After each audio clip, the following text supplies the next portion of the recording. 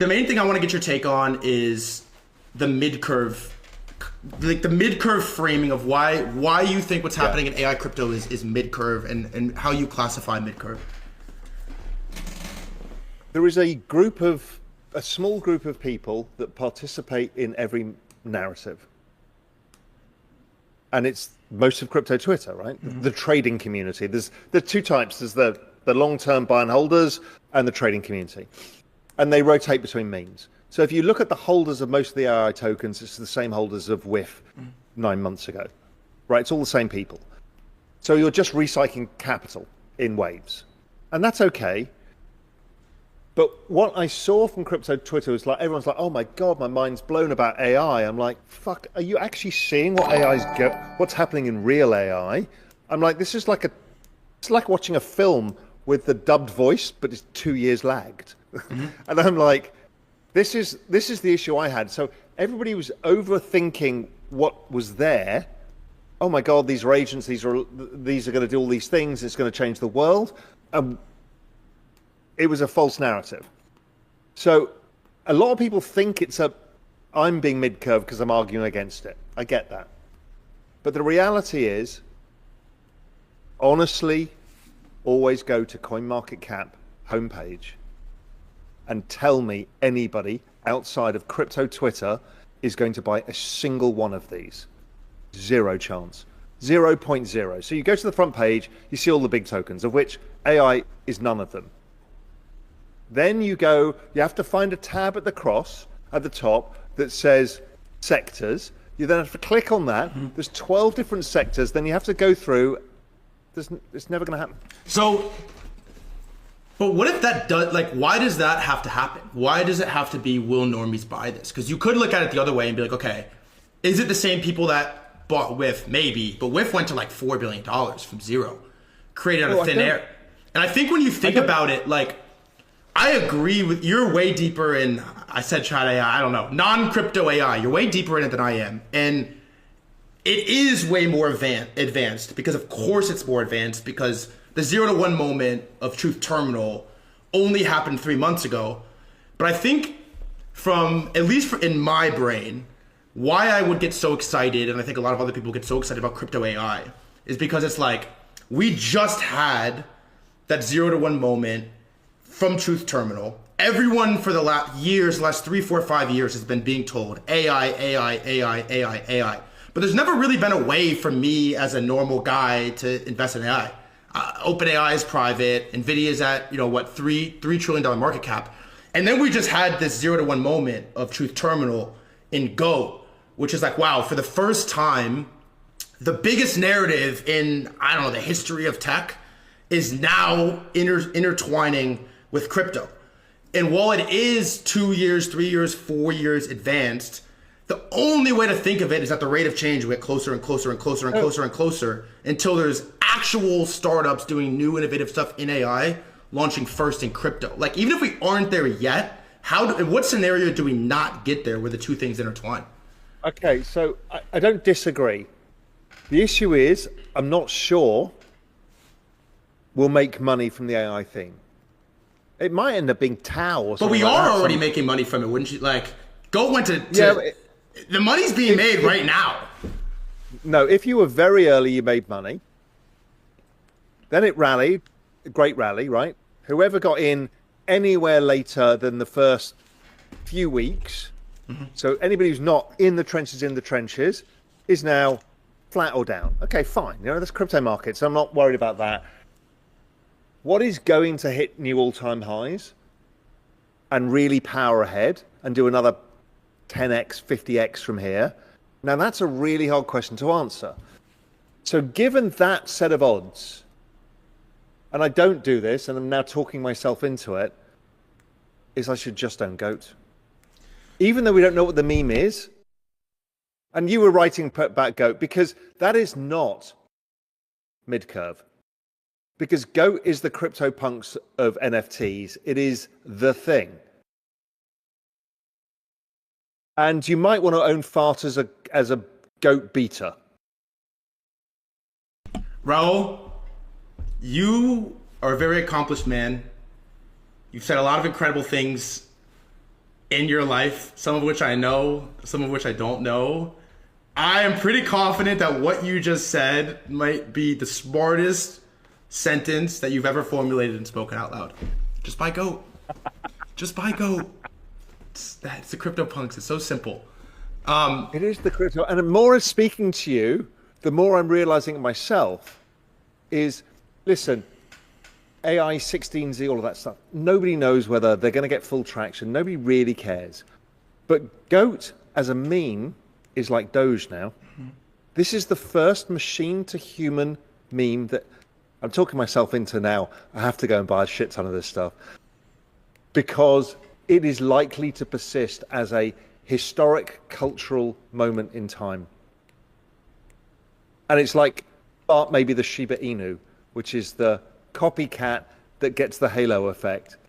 But I can't see why to own anything else. And that's not to say they won't do well or not. I just can't have conviction in it, but I can do in GOAT. So I have another take for you on, first of all, yeah, GOAT. I could have said it better myself if I tried. And I've tried many times. On the on the sort of like, if you're early, you made money take. The way I think about this as well is the market, if you take Tau out of it and you look at these AI agent coins, the circulating market cap right now, cumulative market cap is somewhere around 12 to 15 billion. And in the podcast with Mando and OSF, you talked about metaverse and then you talked about DeFi Summer. Top of NFTs is somewhere around 60 to 75 billion. And then top of DeFi Summer is in the 4, 5, 6 hundreds of billions.